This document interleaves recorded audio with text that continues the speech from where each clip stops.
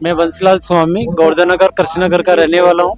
यहाँ 15-20 साल से रह रहे हैं और हमने जो प्लॉटिंग खरीदी है सरकार से रजिस्टर्ड द्वारा जो विकास समितियाँ हैं उनसे खरीदी हुई है। और उस समय क्या है कि किसी भी जो मतलब जो जनता गांव से आई हुई थी अपना रोजगार के लिए, तो वो सोसाइटियों से पट्टा लेके और अपने जो भी पैसे दिए हैं वो सारा मतलब सोसाइटियों से लिए।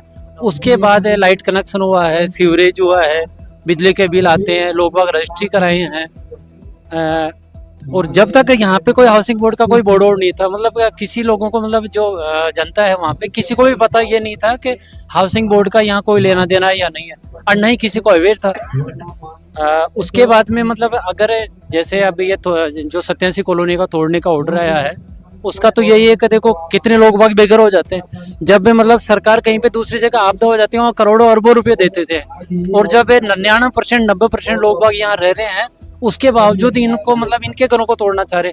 यहाँ स्कूल है, बच्चे हैं। जब लोग बाग यहाँ आए थे गांव से तो 20-20 साल के थे, अब उनके 20 साल के बच्चे हैं, बच्चों की पढ़ाई हो रही है आगे, मतलब उनके बुजुर्ग माता पिता है और अब बच्चों की पढ़ाई, उसके बाद में जो भी है मतलब आगे के जो सामाजिक कार्य करते हैं, और सब मतलब मजदूर वर्ग के हैं, कोई 10% 20% ज़्यादा गवर्नमेंट सर्वेंट होंगे।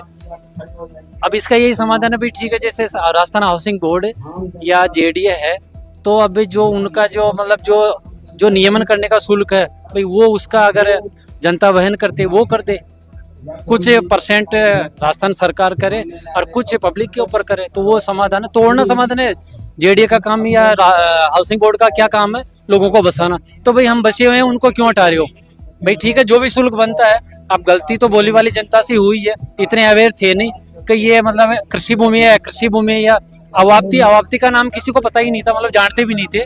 99% लोग गाँव से रह रहे हैं।